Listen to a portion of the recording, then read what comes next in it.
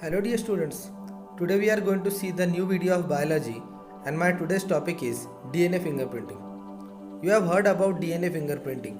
In many of the crime scenes, you might have heard this word about DNA fingerprinting. So let's see what is DNA fingerprinting. The definition of DNA fingerprinting starts with the genes. The genes which are present on the chromosomes are responsible for determining the characters of an organism as well as for the inheritance of the characters. What it means? Inheritance means what? We know that the genes which are present in our DNA is responsible for transfer of characters from the parents to the offspring. So what it means? It also transfers some important genetic sequences which are responsible for transferring from one generation to the next generation, and that gets identified in the sample copy. We call it as fingerprints. Why we are calling it as fingerprints? Because each and every organism on this planet is having the unique DNA fingerprintings. Let's see now. Due to the recombination of the parental, and that is parents, that is maternal and paternal. Why we are using this two words? Paternal means from the parents, we call that from the father. Maternal from the mother. When these two genes gets recombined, so it forms a new combination of genes, and that genes gives us the identity of DNA fingerprinting. Therefore, due to these factors, every individual has its unique genetic makeup, which may be called as fingerprint. Every organism is having their unique identity of fingerprinting. It is not common that everybody is having the same one, but it's uncommon. We can identify each and every DNA sequences and we can identify the person. So we call it as DNA fingerprinting. The technique is usually developed to identify person to help the DNA restriction analysis. We call it as analysis, is known as DNA profiling. What is DNA profiling? Profiling means what? We are creating a unique profile of each and every person to identify its DNA sequence by using an enzyme restriction endonuclease. Therefore, the technique of DNA fingerprinting was given by the British genetics, that is Dr. Alex Jeffreys, in the year 1984. This technique is based on the nucleotide sequences which are about 99.9% similar in all the person, but it says that only 0.01% differences is found in the nucleotide sequences, and in the population each and every person shows the unusual genetic sequences, that is from 20 to 100 base pairs which are repeated several times. These are known as the variable numbers of tandem repeats, that is VNTR. The length of the regions that have the VNTR is different in each and every individual, and hence it is a key factor in DNA profiling. There are certain steps of the DNA fingerprinting. First one is the isolation of DNA. We have to isolate the DNA which must be recovered from the cell or the tissues of a host body. Only a small amount of tissue is needed, like a blood sample, or we can say the hairs or the roots, skin, etc. This can be used as a DNA sample for isolation. Second, the restriction digestion. It's one of the important steps because here the enzymes plays a key factor or the key role.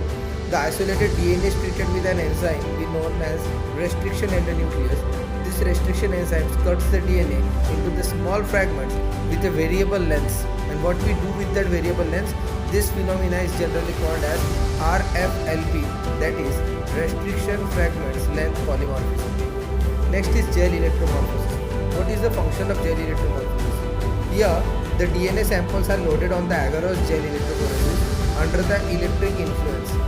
Agarose gel plates are generally used to separate the DNA bands. The DNA fragments which are negatively charged moves from one end to the another end, that is from negative to positive end. As we all know that the DNA possesses negative charge, so it starts moving towards the negative end to the positive end, and by movement it starts separating. The movement of this fragment depends on the length of the fragment. This results in the formation of the bands. We call it as dsDNAs, that is double-stranded DNA gets separated to single-stranded DNA. Southern blot. What is the meaning of southern blot? Southern blot is separated DNA fragments which are transferred to the nylon membrane or a nitrocellulose filter paper by placing it over a gel and soaking them with the filter paper overnight. The gel which is already been prepared and which is separated is being taken up with the Southern blotting method. Southern blotting means what? A tissue paper like film is placed over that agarose gel which absorbs the bands which are being separated, and we can get an image of the bands. Selection of DNA probe. Probes means what? Like we know that there is the two different kind of probe, negative and positive. So as the sequence of the single stranded DNA is prepared, it is called as DNA probe, and this DNA probe is being obtained from an organism prepared by the DNA, that is cDNA, and the DNA probe is labeled with an radioactive isotopes. Radioactive isotopes is used as a marker also. Hybridization. Hybridization technique is added in the nitrocellulose filter paper containing the host DNA. The single-stranded DNA probe with a complementary base pair sequence of a host DNA.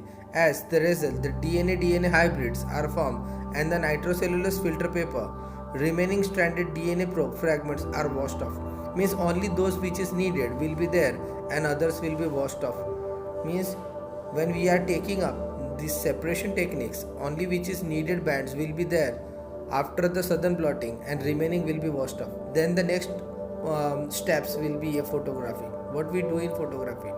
The nitrocellulose filter paper is photographed on an X-ray film by audio radiography, and in this, the autoradiography, the film is analyzed to determine the presence of hybrid DNA. What are the applications of DNA fingerprinting? It is used in forensic sciences. As we know, in the crime scenes, we generally see that the forensic science plays an important role. The DNA fingerprinting is used to solve the problems of the rape cases, some complicated murder cases. DNA fingerprinting is used to find out the biological father or mother or both the child in case of the disputed parentage. That means we can identify who is the real father or who is the real mother of a child, and these court cases can be solved by using this technique. Or the mother victim, that is, we can say the person who has done the murder or the rape case victims can be identified, or we can say the accused can be identified by using this technique. DNA fingerprinting is used in pedigree analysis in cats, dogs, horses as well as in human. Means the same thing. We can even identify the pedigree, that is the baby of a cat, dog or horses or humans with this technique. So there are some steps in DNA fingerprinting which are shown by picture. The first one is the sample. The sample of DNA is taken and then it is isolated and purified one. Then the scissor is shown here. The scissor is nothing but it is the restriction enzyme symbol which cuts the DNA into the small pieces, that is the fragments of DNA. Then these DNA fragments are loaded in gel electrophoresis technique. In gel electrophoresis technique, the probes are there, that is the DNA will move towards the positive point, and during this it starts separating, and then southern blotting technique is there. The cellulose paper will absorb this band, and then a single stranded DNA probe is selected by hybridization method and others are washed off, and at last the X-ray will be there, that is the photograph will be taken and we can identify such bands, and then these bands are compared with the parent DNA bands to identify that who is the real parent of this child, that is the accused or victims, anywhere in any of the cases. In this way, DNA fingerprinting techniques are very useful. Hope you have understood the video. The references are taken from Google, State Board textbooks and internet. Thank you for the feedback and give your query. If you have any query, then contact me on the following number. Thank you.